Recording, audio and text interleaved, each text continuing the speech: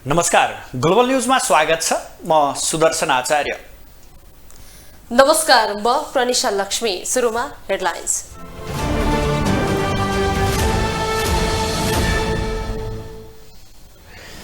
निर्वाचनको सम्पूर्ण परिणाम आए पनि संसदको पहिलो बैठक अनिश्चित, दलहरू नयाँ सरकार गठनको चटारोमा।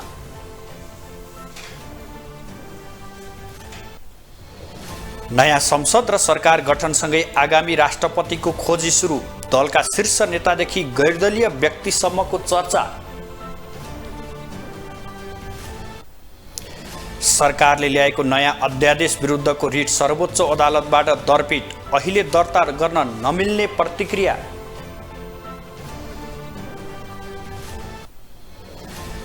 भारतको बिहारमा विषाक्त मदिरा सेवनले लियो 22 जनाको ज्यान, गम्भीर 20 जनाको उपचार हुँदै।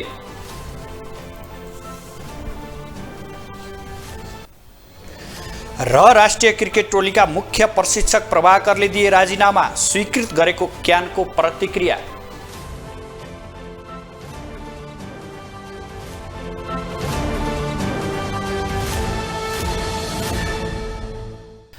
निर्वाचन आयोगले चुनावको सबै विवरण राष्ट्रपति समक्ष पेश गरेसँगै संसदको पहिलो बैठकको तयारी सुरु भएको छ। संघीय संसद सचिवालयले बैठकको आन्तरिक तयारी सुरु गरेको भए पनि बैठक कहिले बस्छ अहिलेसम्म टुङ्गो लागिसकेको छैन। चुनावको परिणाम राष्ट्रपति समक्ष पेश भएको बढीमा 1 महिनाभित्र संसद बैठक आह्वान गर्नुपर्ने संवैधानिक व्यवस्था छ। निर्वाचन आयोगले बिहिबार चुनावको अन्तिम परिणाम राष्ट्रपति विद्यादेवी भण्डारी समक्ष पेश गरेको छ। चुनावको विवरण राष्ट्रपति समक्ष पेश भएको बढीमा 1 महिनाभित्र संसद बैठक आह्वान गर्नुपर्ने कानुनी व्यवस्था छ। त्यसै अनुसार संघीय संसद सचिवालयले बैठकको तयारी सुरु गरेको छ। बैठक बस्ने अन्तर्राष्ट्रिय सम्मेलन केन्द्रदेखि सचिवालयसम्ममा रङरोगनको काम सकिएको छ। अन्य पूर्वाधार निर्माणको काम समेत सचिवालयले गरिरहेको छ। अब हामीले अहिले गर्ने भनेको चाहिँ दुईटा तयारी हामीमा गरिरहेछौँ। एउटा चाहिँ निर्वाचित दलहरू जो हुनुहुन्छ उहाँहरूको लागि दलको कार्यालय खोल्नको लागि हामीले कार्यकक्षहरूको व्यवस्थापन गर्दैछौँ भने, अर्को चाहिँ प्रतिनिधि सभाको बैठक बस्ने र राष्ट्रिय सभाको बैठक बस्ने हलहरूको मर्मत सम्हार गर्ने काम भएको छ। रङरोगन गर्ने कामहरू सम्पन्न भइसकेका छ। आज हामीले त्यहाँको उपकरणहरू, इलेक्ट्रोनिक उपकरणहरूको टेस्ट गर्दैछौँ। यो चाहिँ लाइभ प्रसारण हामीले गर्ने गरेको छौँ विगत केही वर्षदेखि। अब यिनै कुराहरूको व्यवस्थापनमा, भौतिक व्यवस्थापनमा हामी जुटेका छौँ। स्वास्थ्य मापदण्ड अपनाउने, सिट व्यवस्थापन गर्ने कुराहरू चाहिँ हाम्रो लागि अहिले चुनौतीको विषय बनेको थियो। दलको कार्यालय बानेश्वर र सिंहदरबार परिसरमा हामीले व्यवस्थापन गर्दैछौँ। त्यसरी नै अहिले तयारी जुटिरहेको छ। संघीय संसद सचिवालयले बैठकको तयारी सुरु गरेको भए पनि बैठक बस्ने मितिबारे भने अहिलेसम्म टुङ्गो लागेको छैन। संघीय संसद सचिवालयको परामर्शमा सरकारको सिफारिसका आधारमा राष्ट्रपतिले संसद बैठक आह्वान गर्नुपर्ने संवैधानिक व्यवस्था छ। त्यसै अनुसार सचिवालयले तयारी गरिरहेको छ। तर सचिवालय आफै भने कहिले बैठक बस्ने भन्ने बारेमा जानकार छैन। प्रतिवेदन प्राप्त भएपछि राष्ट्रपति कार्यालयबाट र निर्वाचन आयोगबाट हामीलाई निर्वाचित मान्य सदस्यहरूको विवरण प्राप्त हुन्छ। त्यही अनुसार हामी उहाँहरूको शपथ ग्रहणको लागि व्यवस्थापन गर्दैछौँ। ज्येष्ठ सदस्य पहिचान भएपछि ज्येष्ठ सदस्यको पहिला हामी राष्ट्रपतिज्यूकोमा शपथ ग्रहण गराउँछौँ भने ज्येष्ठ सदस्यले एउटा विशेष कार्यक्रम आयोजना गरेर मान्य सदस्यज्यूहरूलाई शपथ ग्रहण गराउनुहुन्छ। त्यसपछि उहाँहरूले विधिवत अधिवेशनमा भाग लिने उहाँहरूको कार्यक्षेत्र अगाडि बढ्छन्। औपचारिक रूपमा अब यो दिन गर्ने भन्ने चाहिँ अहिलेसम्म आएको छैन होइन। अब निर्वाचन भएको 1 महिनाभित्र अधिवेशन बस्ने हाम्रो चाहिँ संवैधानिक व्यवस्था भएको हुनाले हामी छिट्टै आह्वान हुन्छ भनेर अपेक्षा गर्न सक्छौँ।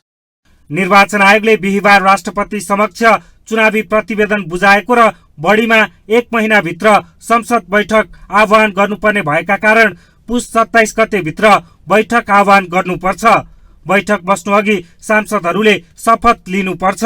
कानुनी व्यवस्था अनुसार प्रतिनिधि सभाको ज्येष्ठ सदस्यले राष्ट्रपति समक्ष शपथ लिएपछि ज्येष्ठ सदस्यले प्रतिनिधि सभा सदस्यहरूलाई शपथ दिलाउनेछन्। ग्लोबल टेलिभिजनका लागि क्यामेरामा विजय ठकुराटीका साथमा अभिषेक सापकोटा, काठमाडौँ। संवैधानिक व्यवस्था अनुसार आयोगले चुनावको विवरण राष्ट्रपति समक्ष बुझाएपछि अब सरकार गठनको बाटो समेत खुलेको छ। 5 वर्ष अघिको चुनावपछि संसदले शपथ नलिँदै सरकार गठन भएकाले यसपालि पनि सांसदको शपथ पहिला कि सरकार गठन पहिला भन्ने बहस सुरु भएको छ। 5 वर्ष अघिको चुनावी परिणाम सार्वजनिक भएपछि वर्तमान राष्ट्रपति विद्यादेवी भण्डारीले केपी शर्मा ओलीलाई प्रधानमन्त्री नियुक्त गरेकी थिइन्। त्यसबेला नेकपा माओवादी केन्द्र र नेकपा एमाले मिलेर चुनावमा सहभागी भएको र तत्कालीन दुई पार्टीका नेताहरूले केपी शर्मा ओलीलाई प्रधानमन्त्री समर्थन गरेको पत्र राष्ट्रपतिलाई बुझाएपछि राष्ट्रपति भण्डारीले ओलीलाई नियुक्त गरेकी थिइन्। जुन बेला सांसदले शपथ नलिँदै सरकार गठन गरेको भन्दै राष्ट्रपतिको आलोचना भएको थियो। अहिले समेत संसद बैठक पहिला कि सरकार गठन पहिला भन्ने बहस सुरु भएको छ। संविधान निर्माणका बेला सभासद समेत रहेका वरिष्ठ अधिवक्ता रामनारायण बिडारी पहिला सांसदले शपथ लिएपछि मात्रै नयाँ सरकार गठन गर्नु कानुन सम्बन्ध रहेको तर्क गर्छन्। शपथ ग्रहण पहिला भने किनभने पहिला ओलीजीको टाइममा अलिकति मिस्टेक भएको छ, त्यो है त्यो गलत हो। सांसद भएपछि न प्रतिनिधि सभाको सदस्यको शपथ खाएपछि न ऊ प्रतिनिधि सभाको सदस्य हुन्छ। प्रतिनिधि सभाको सदस्य भएपछि न ऊ प्रधानमन्त्रीको उम्मेदवार बन्न सक्छ।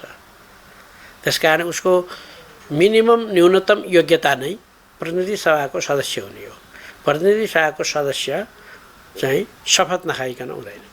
यता अधिवक्ता समेत रहेका पूर्व कानुन मन्त्री तथा नेकपा एमालेका नेता शेरबहादुर तामाङ भने सांसदको शपथ पहिला कि सरकार गठन पहिला भन्ने स्पष्ट कानुन नभएकोले सरकार गठन पहिला गर्न सकिने दावी गर्छन्। 5 वर्ष अघिको चुनावपछि एमाले अध्यक्ष केपी शर्मा ओलीलाई प्रधानमन्त्रीमा नियुक्त गरेकी अभ्यास अनुसार अहिले पनि बहुमत जुटाएर प्रधानमन्त्रीमा दावी गर्नेलाई राष्ट्रपतिले प्रधानमन्त्रीमा नियुक्त गरेर त्यसको जानकारी दिन सक्ने उनको भनाइ छ। पहिलो त अब संविधानमा अलि स्पष्ट छैन, त्यसमा अब सरकार गठन भएर सरकारले आह्वान गर्ने कि अथवा सिधै अब संसदको बैठकको आह्वान गर्ने भन्ने कुरामा त्यति धेरै क्लियर त छैन। तर पनि अब निर्वाचन भएर नयाँ प्रक्रिया आरम्भ भइसके पछाडि सरकार गठनका प्रोसेसहरू निर्वाचनको रिजल्ट अनुसारै सरकार गठनका प्रोसेसहरू अगाडि बढ्दा हुन्छ। कोहीको चाहिँ नयाँ निर्वाचन भइसकेपछि सरकार गठन पनि निर्वाचन यो पार्लियामेन्ट मेम्बरहरूको बहुमत पुगेपछि सरकार गठन हुने भएको हुनाले यो पहिला पनि सरकार गठन पहिला भइसकेको थियो र अहिले पनि सरकार गठन अगाडि गर्दा केही फरक पर्दैन। निर्वाचन आयोगले चुनावको अन्तिम परिणाम बुझाएको बढीमा 1 महिनाभित्र संसद बैठक आह्वान गर्नुपर्ने संवैधानिक व्यवस्था छ। त्यसै अनुसार पुस 27 गतेभित्र संसद अधिवेशन आह्वान गर्नुपर्छ। यता संसद बैठक अघि प्रधानमन्त्री नियुक्त हुँदा समेत 1 महिनाभित्र विश्वासको मत लिनुपर्ने व्यवस्था समेत छ। राष्ट्रपति कार्यालयका अनुसार नयाँ जनादेश अनुसार सरकार गठनका लागि आह्वान गर्ने तयारी सुरु भइसकेको छ।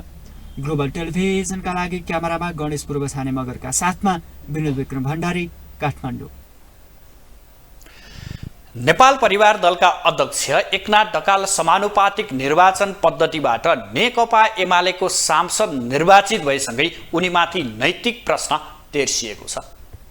उनलाई सांसद बनाउने एमालेभित्र पनि उनको विषयलाई लिएर विरोध भइरहेको छ भने राजनीतिक जानकारदेखि निर्वाचन आयोगसम्मले उनीमाथि प्रश्न उठाएका छन्। विवादास्पद छविका नेपाल परिवार दलका अध्यक्ष एकनाथ ढकाललाई नेकपा एमालेले समानुपातिक सांसद बनाएपछि यसको चौतर्फी आलोचना भएको छ। नेकपा एमालेका अध्यक्ष केपी ओलीकै रोजाइ भएकोले धेरै नेताहरू खुलेर विरोध गर्न सकेका छैनन्। यद्यपि केही नेताहरूले भने खुलेरै विरोध गरिरहेका छन्। उता निर्वाचन आयोगले पनि एमाले र स्वयं ढकालको नैतिकताको विषय भएको भन्दै व्यङ्ग्यात्मक रूपमा जवाफ दिएको छ। एमाले पूर्व उपाध्यक्ष भीम रावलले जापान सरकारको समेत छानबिनमा रहेको होली वाइनको झोली भर्ने तरिका भन्दै असन्तुष्टि नै पोखेका छन्। उनले एउटा दलको अध्यक्ष अर्को दलको समानुपातिक प्रणालीबाट सांसद बन्नुलाई राजनीतिमा नैतिकताको खडेरीको रूपमा चित्रित गरेका छन्। त्यस्तै एमाले पोलिट ब्युरो सदस्य गोकुल बास्कोटाले आफू एमालेको दृढ समर्थक र जबजको पालनकर्ता भए पनि ढकालको योगदान थाहा नभएको र यसको जवाफ नेतृत्वसँग माग्ने बताएका छन्। त्यस्तै एमाले प्रचार विभागका उपप्रमुख विष्णु रिजालले पेनाल्टीबाट पनि गोल गर्न नसक्ने खेलाडी र गठबन्धनका बेला पनि चुनाव जित्न नसक्ने नेता उस्तै लाग्छ भन्दै आफूहरू दर्शक जस्तै बनेको टिप्पणी गरेका छन्। यता निर्वाचन आयोगका प्रमुख निर्वाचन आयुक्त दिनेश कुमार थपलियाले एउटा राजनीतिक दलको अध्यक्ष अर्को दलबाट समानुपातिक सांसद बन्ने विषय कानुन भन्दा पनि नैतिकताको विषय हुने टिप्पणी गरेका छन्। थपलियाले कुनै दलको अध्यक्ष अर्को दलबाट समानुपातिक सांसद उठ्न नमिल्ने भन्ने बारे कानुनमा केही नभएको भन्दै यो नैतिकताको विषय भएको उल्लेख गरे। एउटा दलको अध्यक्ष अर्को दलको चाहिँ निर्वाचन चिन्ह लिएर उम्मेदवार बन्न सक्छ कि सक्दैन र कुनै दलको अध्यक्ष अर्को दलबाट समानुपातिक तर्फको निर्वाचित सदस्य हुन पाउँछ कि पाउँदैन भन्ने विषय चाहिँ मलाई लाग्दछ यो कानुनमा स्पष्ट रूपमा उल्लेख नभएको, यो वास्तवमा भन्ने हो भने एउटा नैतिकतासँग जोडिएको विषय होला भन्छु मैले बुझ्दाखेरि। अब बडा अप्ठ्यारो पनि हुँदो हो नि, त्यो त धेरै अप्ठ्यारो विषय पनि छ। त्यसकारण कुनै एउटा संस्थाका पत्रकारले अर्को संस्थाको वकालत गरेर हिँडे जस्तो नि तपाईँहरूलाई कति गाह्रो हुँदो हो भन्ने जस्तो। अब त्यो चाहिँ उहाँहरूलाई नै अलिकति बढी सोधेर यसमा प्रश्न हौँ भन्छु मैले। आयोगको तर्फबाट तपाईँले भनेको कुरा ध्यानाकर्षण भएको छ। ढकाललाई सांसद बनाइएको विषयलाई लिएर आम नागरिकले पनि लज्जाको विषय भएको प्रतिक्रिया दिएका छन्। कुनै दलको नेतृत्व गरिरहेको व्यक्तिलाई अर्को दलले सांसद बनाउनु भन्दा पार्टी नै एकता गरे त भइगयो नि भन्दै व्यङ्ग समेत कस्न भ्याएका छन्। आफ्नो मान्छेलाई लिएर आउनको लागि, आफूलाई आफ्नो घर आन्तरिक बलियो बनाउनको लागि, कहाँबाट जसले भोलि पैसा अलिकति बेसी दियो भने आफ्नो पार्टीलाई लड्न लाग्यो तिनीहरूको लागि यो खाली यो जनताको आँखामाथि धुलो झोकी काम मात्र हो। यो यिनीहरूबाट केही हुनेवाला छैन। हुन त उम्मेद्वार बन्नका लागि दलको सदस्य भएको हुनै पर्छ भन्ने छैन। साथै बन्द सूचीमा नाम प्राप्त गर्नका लागि दलको सदस्यता प्राप्त गर्नै पर्छ भन्ने पनि छैन। यद्यपि कुनै पार्टीको अध्यक्ष जस्तो जिम्मेवारी पदमा रहेको व्यक्ति अर्को दलबाट समानुपातिक बस्दै सांसद बस्नु लोक हँसाउने काम सिवाय अरू केही देखिँदैन। यद्यपि ढकाल को हुन् र किन सांसद बनाइयो? सांसद बनाउनै पर्ने एमालेलाई त्यस्तो के आइलाग्यो? यी र यस्ता प्रश्नको जवाब पक्कै पनि एमाले नेतृत्वले भोलिका दिनमा दिनेछ। ग्लोबल टेलिभिजन एचडीका लागि सुदर्शन आचार्यको रिपोर्ट। रेशम चौधरी लगायतलाई छुटाउन मिल्ने गरी सरकारले ल्याएको अध्यादेश खारेज गर्न माग गर्दै सर्वोच्चमा दिएको रिट दरपीट भएको छ। अधिवक्ता कपिल देव ढकालले दिएको रिट सर्वोच्च अदालत प्रशासनमा दर्ता गर्न अस्वीकार गरिदिएको हो। सरकारले पठाएको अध्यादेश राष्ट्रपतिबाट प्रमाणीकरण नभएकोले अहिले नै अध्यादेश रोकिपाउँ भनेर रिट दिन लागि भन्दै रिट दर्ता नगरेको सर्वोच्च अदालतले जनाएको छ। रिटमा अध्यादेश जारी नगर्नु भनी राष्ट्रपति कार्यालयको नाममा प्रतिशोध समेतको आदेश जारी गरिपाउँ भनी माग गरिएको थियो। सरकारले नागरिक उन्मुक्ति पार्टीका संस्थापक रेशम चौधरी सहित टिकापुर हत्याकाण्डमा जेलमा रहेकाहरूलाई रिहा गर्न मिल्ने गरी अध्यादेश ल्याएको छ। मन्त्री परिषदको मङ्सिर 25 को बैठकले अध्यादेश पारित गरी जारी गर्न राष्ट्रपति कार्यालय पठाएको थियो। राष्ट्रपतिले यो अध्यादेश अध्ययन गरिरहेको शीतल निवासले जनाएको छ। शहरी विकास मन्त्री मेटमणि चौधरीले काठमाडौँ उपत्यकाको सुकुम्बासी समस्या समाधान गर्न सबै पक्षको सहयोग र सहमति आवश्यक रहेको बताउनु भएको छ। 28औं काठमाडौँ महानगरको दिवसको अवसरमा आज आयोजित कार्यक्रममा मन्त्री चौधरीले व्यवस्थित सफा र सुन्दर शहर निर्माण गर्नका लागि आवश्यक पूर्वाधारको विकासमा ढिलाइ गर्न नहुने बताउनु भयो। उहाँले नागरिकको आधारभूत आवश्यकता परिपूर्ति गर्न काठमाडौँ महानगरपालिकाले खेल्दै आएको भूमिका महत्त्वपूर्ण रहेको भन्दै नेपाल सरकारले पनि सक्दो सहयोग गर्ने प्रतिबद्धता व्यक्त गर्नुभयो। बसोबास योग्य प्रदूषण रहित पर्यटक मैत्री र वातावरण मैत्री बनाई महानगरपालिका वासीहरूको आधारभूत आवश्यकता परिपूर्ति गर्न यस महानगरपालिकाले महत्त्वपूर्ण भूमिका खेल्दै आएको छ। काठमाडौँ उपत्यकामा देखिएको फोहोर मैलाको समस्यालाई व्यवस्थापन गर्न दिन प्रतिदिन विभिन्न नदीका किनारामा बढ्दै गएको बसोबास एवं बसोबासहरूको व्यवस्थापन गर्न कार्य चुनौती बन्दै गएको छ। मन्त्री चौधरीले महानगरभित्र देखिएका फोहोर मैला लगायतका समस्या समाधान गरी अघि बढ्न काठमाडौँ महानगरपालिका सफल हुने विश्वास व्यक्त गर्नुभयो। उहाँले काठमाडौँ महानगरपालिकासँगको सहकार्यलाई अझ बढावा दिने पनि दोहोर्याउनु भयो। ललितपुर महानगरपालिकाका प्रमुख चिरीबाबु महर्जनले काठमाडौँ उपत्यकामा मेट्रो चलाउनु पर्ने आवश्यकता रहेको बताउनु भएको छ। काठमाडौँ महानगरपालिकाको 28औं दिवसको अवसरमा आयोजित कार्यक्रम महर्जनले उपत्यकामा मेट्रो चलाउनको निमित्त आफूहरू सहकार्य गर्न तयार रहेको स्पष्ट पार्नुभयो। त्यसैगरी उहाँले ललितपुर महानगरपालिकामा आफूले साइकल लेन बनाएको भन्दै सो लेनलाई काठमाडौँ महानगरपालिका हुँदै शिवपुरी डाँडासम्म जोड्ने प्रस्ताव गर्नुभयो। उहाँले यसको निमित्त महानगरपालिकालाई अविलम्ब कदम चाल्न आग्रह समेत गर्नुभएको छ।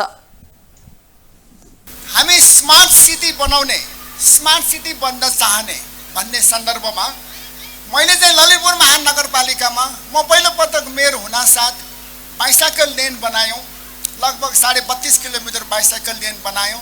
मैले ललितपुरमा त बाइसाइकल लेन बनाएँ। अब यो वर्ष फेरि अर्को 30 किलोमिटर जति थप्न गइरहेको छु भने ललितपुरबाट काठमाडौँमा पनि जोडौँ अनि काठमाडौँले चाहिँ फेरि बुरन्देलकन्थमा जोडेर शिवपुरीको टुप्पोसम्म बाइसाइकल लेन बनाएर त्यो चाहिँ गोदावरीको चाहिँ बोटानिकल गार्डनसम्म पुर्याउन पायो भने एकदमै राम्रो हुन्छ। महर्जनले सार्वजनिक खरिद ऐन 2063 अनुसार स्थानीय तहका लागि असाफ सिद्ध रहेको भन्दै सुधार नभएसम्म काम गर्ने वातावरण नहुने धारणा राख्नुभयो। काठमाडौँ महानगरपालिकाका प्रमुख बालेन शाहले उपत्यकाको मौलिक सभ्यता र सम्पदा पुनर्जागृत गराउनु पर्नेमा जोड दिनु भएको छ। काठमाडौँ महानगरपालिकाको 28औं महानगर दिवसको अवसरमा आयोजित कार्यक्रममा प्रमुख शाहले संस्कृति नयाँ पुस्तामा हस्तान्तरण गर्दै जानुपर्ने बताउनु भएको हो। उहाँले काठमाडौँ उपत्यकाभित्र डबली सभ्यतालाई पुनर्जागरण गर्न लागेको जानकारी दिनुभयो। उहाँले डबलीहरूलाई जनचेतनामूलक कार्यक्रम गर्न प्रयोग गरिने बताउनुभयो।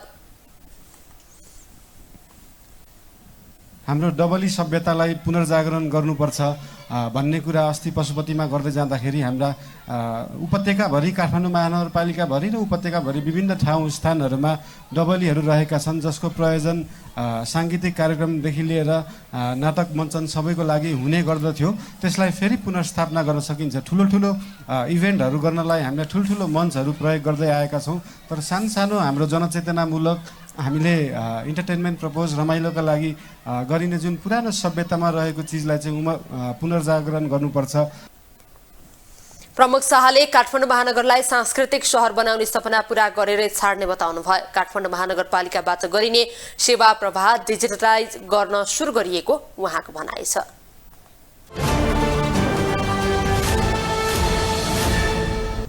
पर्साको वीरगञ्ज महानगरपालिका स्थित वडा नम्बर 11 रानीघाटमा रहेका गोदाममा छापा मारेर प्रहरीले ठूलो मात्रामा चामल नियन्त्रणमा लिएको छ। राजस्व छली गरी भारतबाट चामल भित्राइएको सूचनाको आधारमा छापा मार्दा ठूलो परिणाममा चामल बरामद भएको वडा प्रहरी कार्यालय बिर्ताका प्रमुख प्रहरी निरीक्षक विशाल मल्लले जानकारी दिनुभयो। जिल्ला प्रहरी कार्यालय पर्सा र वडा प्रहरी कार्यालय बिर्ताको संयुक्त टोलीले रानीघाटमा रहेका 4 वटा चामल गोदाममा छापामारी गरेको थियो। बरामद चामल जिल्ला प्रहरी कार्यालय लैजाने काम चलिरहेको जिल्ला प्रहरी कार्यालय पर्साले जनाएको छ। गोदाम सञ्चालकहरू भने फरार रहेको प्रहरीको भनाइ छ। अब पालो इकोनोमिक न्युजको।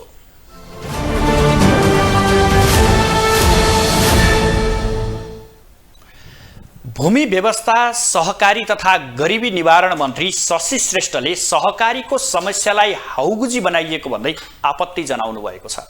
काठमाडौँमा आज आयोजित कार्यक्रममा मन्त्री श्रेष्ठले सहकारीमा भएको समस्या भन्दा बढी देखाएर दुष्प्रचार गरिएको बताउनुभयो। उहाँले समस्या आएका सहकारी औलामा गर्न सकिने मात्रै रहेको भन्दै राम्रा कामको प्रचार हुनु नसक्नु दुःखद भएको बताउनुभयो। उहाँले नेपालभित्र राम्रा सहकारी रहेको समेत उल्लेख गर्नुभयो। र हिजो पनि मैले समाचार सुने सहकारीको नै यो जुन समस्या आइरहेको छ त्यसलाई हाउगुजीको रूपमा चाहिँ प्रस्तुत गरेको छ।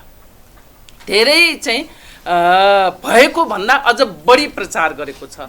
हामी कहाँ त करिब कति 30,000 करिब 30,000 को हाराहारीमा हाम्रो सहकारी छ। सबभन्दा धेरै स्थानीय तह, त्यसपछि प्रदेश, त्यसपछि सङ्घमा छ। मुलुक सङ्घीयतामा गइसके पछाडि तिनै तहमा सहकारीलाई चाहिँ हामीले व्यवस्थापन गरेका छौँ। संविधानको अनुसूचीमा नै कुन सहकारी कहाँ रहने, तिनै तहमा कसरी रहने, नियमन कसरी गर्ने, कसले गर्ने भन्ने यी सबै कुराको व्यवस्थापन हामीले गरेका छौँ। मन्त्री श्रेष्ठले युवा शक्ति विदेशिनी क्रम रोक्न नसके केही समयमै देशमा भयावह समस्या उत्पन्न हुने तर्क गर्नुभयो। उहाँले सहकारीको माध्यमबाट मुलुकमा नै रोजगारी सृजना गरेर युवा शक्ति नेपालमै रोक्न सकिने अभिव्यक्ति समेत दिनुभयो। हामीले नै यी नै रोजगारी सिर्जना गरेर राष्ट्रको संवाहक शक्तिको रूपमा रहेको युवा शक्तिलाई यी नै अहिले त हाम्रो मुलुक चाहिँ कस्तो खालको स्थिति भयो भने बुढाखारा र बालबच्चाको मुलुक पो बन्ने हो कि भन्ने स्थिति सिर्जना भएको छ। यदि हामीले धेरै ढिलो भइसकेको छ, समयमै हामीले यदि चाहिँ विचार नपुर्याउने हो भने यो चाहिँ बुढाबुढी तलबितल भएको बेलामा लास उठाउने मान्छे पनि युवा नपाउने स्थिति सिर्जना भएको छ। यो किन भयो? यसको खोजी गर्नुपर्छ। मन्त्री श्रेष्ठले केही सहकारीका व्यवस्थापकका कारण नागरिकलाई समस्या र राज्य पनि ठगिने अवस्था रहेको बताउनुभयो। उहाँले सहकारी सिद्धान्त अनुसार सञ्चालन गरी अघि बढ्न पनि निर्देशन दिनुभयो। आज पनि शेयर बजार घटेको छ। शेयर बजार परिसूचक नेप्से आज 14.48 अङ्कले घटेर 1882.60 बिन्दुमा झरेको हो। आज सबै समूहको शेयर घटेकोमा बीमा विकास बैंक र लघुवित्त समूहको शेयर उच्च अङ्कले ओह्रालो लागेको छ। 254 वटा कम्पनीको 48,04,000 किता शेयर 1,19,26,00,000 रुपियाँमा कारोबार भएको छ। सबैभन्दा धेरै एनसीसी बैंकको प्रमोटर शेयर 22,89,00,000 रुपियाँमा किनबेच भएको छ। आज सबैभन्दा धेरै पिपुल्स हाइड्रो पावर कम्पनीको शेयर 10%ले घटेको छ। समग्रमा बजार राताम्य भए पनि रुरु जलविद्युत परियोजना र इस्टर्न हाइड्रोको शेयर 10%ले बढेको छ। अब पालो इन्टरनेशनल न्यूजको।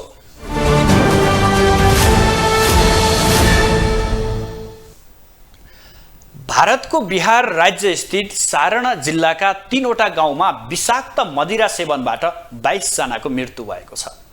विषाक्त मदिरा सेवनबाट 20 जना गम्भीर अवस्थामा अस्पतालमा भर्ना भएका छन्। प्रहरीका अनुसार अस्पतालमा भर्ना भएका 20 जना मध्ये धेरैले आँखाको ज्योति गुमाएका छन्। राज्यमा मदिरा उत्पादन, बिक्री र उपभोगमा प्रतिबन्ध लगाइएको भए पनि राज्य सरकारको अनुमति नलिई स्थानीय तहमा उत्पादन एवं बिक्री गरिएको मदिरा पिएपछि उनीहरूको मृत्यु भएको सरकारी अधिकारीहरूले जनाएका छन्।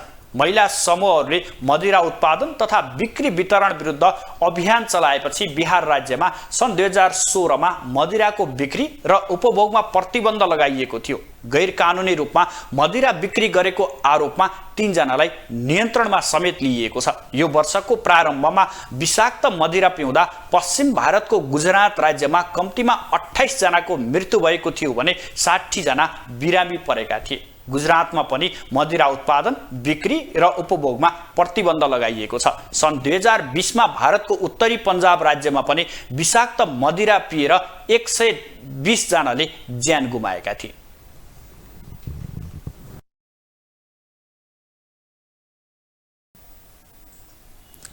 अब स्पोर्ट्स न्यूज।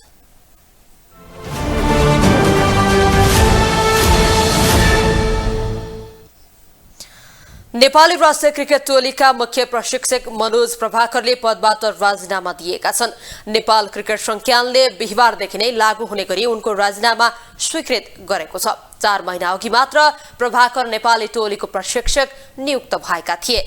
भारतीय पूर्व क्रिकेटर प्रभाकरसँग क्यानले 1 वर्षको लागि सम्झौता गरेको थियो। नेपाली टोलीले नामिबिया भएको आईसीसी विश्वकप लिग 2 मा राम्रो प्रदर्शन गर्न नसकेको खेलाडीबीच समूह विभाजन भएको प्रति प्रशिक्षक असन्तुष्ट रहेका थिए। क्यानले पनि प्रभाकरले खेलाडीको प्रशिक्षण शैली बिगारेको भन्दै असन्तुष्टि जनाएको थियो। लगातार नतिजा खस्किनु र नेपालको 1 दिवसीय अन्तर्राष्ट्रिय मान्यता समेत गुम्ने खतरा भएपछि प्रशिक्षक प्रभाकरले भारतबाटै राजीनामा पठाएका हुन्। नामिबिया भ्रमण सकेर काठमाडौँ आएका उनी गत सोमबार स्वदेश फर्किएका थिए। बंगलादेशको ढाकामा हुने भलिबल च्याम्पियनशिपमा नेपालको लक्ष्य कम्तीमा पनि 1 पदक रहेको बताइएको छ। पुस पहिलो सातादेखि आयोजना हुने काबा अन्डर 23 पुरुष भलिबलमा नेपाली टोली बिना पदक नफर्किने टोलीका मुख्य प्रशिक्षक जगदीश प्रसाद भट्टले बताएका छन्। नेपाली टोलीलाई 2 शिफ्टमा अभ्यास गराइरहेका मुख्य प्रशिक्षक भट्टले बलिया टोलीबीच अन्तिम 14 खेलाडीको टुङ्गो लागिसकेको जानकारी दिएका छन्। तर पनि दैनिक 7 घण्टाको प्रशिक्षण र घरेलु टोलीसँगको अभ्यास खेलबाट नेपालले प्रतिस्पर्धात्मक खेल खेल्ने विश्वास उनको रहेको छ। देशभरिमा भएका र अहिले नेसनल टिममा कोही पनि नपरेका र चर्चित नाम पनि नभएका हाम्रो जुन ट्यालेन्टहरू पाएर 80 जनाबाट छनौट गरेर 20 जनामा आयो। 20 जनाको प्रारम्भिक चरणको छनौटबाट फाइनल सिलेक्सन पनि गरिसकेको अवस्था छ। यिनीहरूको फिजिकल लेभल, मेन्टल लेभल र टेक्निकल लेभलमा धेरै समस्या नै छ अहिले। तर पनि हामीले जुन 1.5 महिनाको टाइम ड्युरेसनमा हामीले 2 टाइम ट्रेनिङ गरेर 7 घण्टा दैनिक ट्रेनिङ गरेर जुन कम टाइममा पनि यिनको इफोर्ट र जुन मेन्टल प्रिपरेसन गर्यो त्यो चाहिँ एभरेजको हिसाबले धेरै माथि छ जस्तो लाग्छ मलाई। त्यसले गर्दाखेरि अहिले उपेक्षित रूपमा हामीले रिजल्ट ल्याउन नसके पनि हामीले अरू देशहरूको पनि अन्डर 23 को टिमहरू त हेर्न पाएको छैन। टोलीले त्रिपुरेश्वर स्थित राष्ट्रिय खेलकुद परिषदको कबड हलमा तयारी गरिरहेको छ। एक सातासम्म आयोजना हुने प्रतियोगिताको तालिका सार्वजनिक पनि भइसकेको छ। उक्त तालिका अनुसार नेपालले उद्घाटन खेलमा आयोजक बंगलादेशसँग खेल्नेछ। नेपाली टोलीमा धीरज कुमार बस्नेत, रवि केसी, सन्तोष खत्री, अर्जुन नेपाली, रूपबहादुर गुराउ रहेका छन्। यस्तै विष्णु बस्नेत, सफल विक, सन्तोष महता, मनिष मानन्दर, हेमन्त मल्ल, वेद प्रकाश जोशी, सम्राट भण्डारी, गौरव पाण्डे र भीमराज गुरुङ समेटिएका छन्। कतारमा जारी फिफा विश्वकप 2022 को फाइनलमा अर्जेन्टिना र साबिक विजेता फ्रान्स भिड्ने भएका छन्। सेमिफाइनलमा अर्जेन्टिनाले क्रोएसियालाई तथा फ्रान्सले मोरक्कोलाई हराउँदै फाइनलमा स्थान बनाएका हुन्।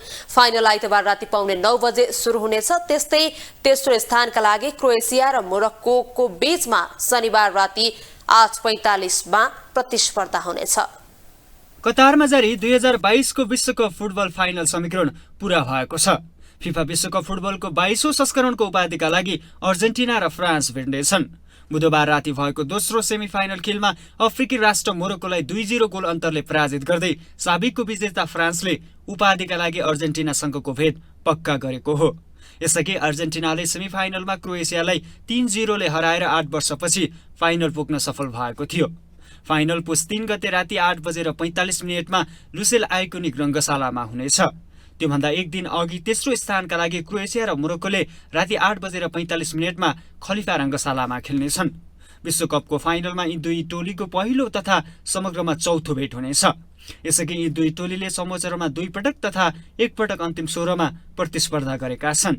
सन् 1930 मा भएको विश्वकपको समोचरणमा अर्जेन्टिना 1-0 ले विजयी भएको थियो। त्यसपछि सन् 1978 मा पनि अर्जेन्टिनाले समोचरणमै 2-1 को जित निकालेको थियो। 4 वर्ष अघिको विश्वकपमा फ्रान्सले प्री क्वार्टर फाइनलमा 4-3 को जित निकालेको थियो। अर्जेन्टिनाका लागि गोलकिपर इलिमियानो मार्टिनेज र कप्तान मेसी प्रमुख हतियार हुनेछन् भने फ्रान्सका लागि युवा स्टार केलियन एम्बापे, ओलिभर जिरोड र गोलकिपर तथा कप्तान लोरिस प्रमुख हतियार हुनेछन्। सन् 1978 र 1986 मा विश्वकपको उपाधि हात पारेको अर्जेन्टिना दशकौंदेखिको उपाधि भोग मेटाउने लक्ष्यमा हुनेछ। अर्जेन्टिनी कप्तान मेसीकै भनाइलाई आधार मान्ने हो भने अर्जेन्टिना यसपटक उपाधि जित्नकै लागि कतार गएको हो। अन्तर्राष्ट्रिय फुटबल करियरबाट सन्यास लिन लागेका मेसीका लागि यो विश्वकप निकै महत्त्वपूर्ण रहेको छ। यसअघि अर्जेन्टिना सन् 2014 को विश्वकप फाइनलमा जर्मनीसँग 1 गोलको हारले उपाधि उचाल्न असफल भएको थियो भने सन् 2018 को विश्वकपमा फ्रान्ससँग सेमिफाइनलमा 4-3 को हार बेहोर्दै उपाधि उचाल्ने लक्ष्यबाट वञ्चित भएको थियो। फ्रान्सले भने 2 पटक सन् 1998 र 2018 मा विश्वकपको उपाधि हात पारेको इतिहास छ। त्यस्तै कतार विश्वकप 2022 को गोल्डन बुट दौड पनि रोमाञ्चक बनेको छ। मंगलबार राति भएको खेलमा मेसीले क्रोएसिया विरुद्ध गोल गरेपछि यस विश्वकपमा आफ्नो गोल संख्या 5 पुर्याएका छन्, जसमा फ्रान्सका एम्बापेको गोल समेत 5 रहेको छ। त्यस्तै फ्रान्सका ओलिभर जेरार्ड र अर्जेन्टिनाका जुलियन अल्भारेज समेत समान 4-4 गोलका साथ गोल्डन बुटको दोस्रो स्थानमा छन्। यसरी हेर्दा कतार विश्वकपमा विधागत पुरस्कारमा पनि अर्जेन्टिना र फ्रान्स बीच प्रतिस्पर्धा हुने देखिन्छ। यी दुई टिम बीच अहिलेसम्म 12 पटक भेट भएको छ, जसमा अर्जेन्टिना 6 खेलमा विजय भएको छ भने 3 खेल फ्रान्सले जितेको छ। अन्य सबै खेल बराबरी भएका छन्।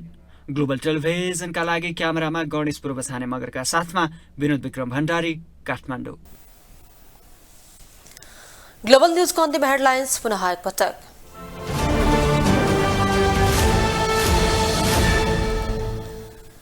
निर्वाचनको सम्पूर्ण परिणाम आए पनि संसदको पहिलो बैठक अनिश्चित, दलहरू नयाँ सरकार गठनको चट्टारोमा।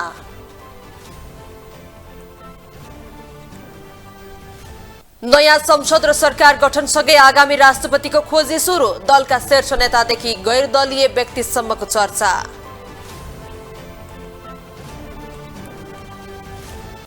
सरकारले ल्याएको नयाँ अध्यादेश विरुद्धको रिट सर्वोच्च अदालतबाट दरपेट, अहिले दर्ता गर्न नमिल्ने प्रतिक्रिया।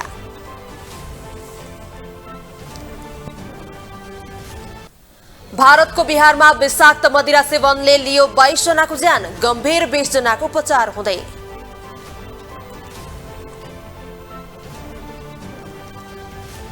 र राष्ट्रिय क्रिकेट टोलीका मुख्य प्रशिक्षक प्रभाकरले दिए राजीनामा, स्वीकृत गरेको क्यानको प्रतिक्रिया।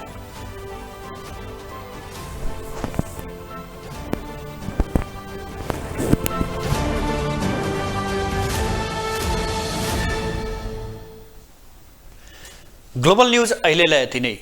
ग्लोबल टेलिभिजन तपाईँ फेसबुक तथा युट्युबमा पनि प्रत्यक्ष हेर्न सक्नुहुनेछ। ग्लोबल टेलिभिजन हेर्दै रहनुहोला। नमस्कार।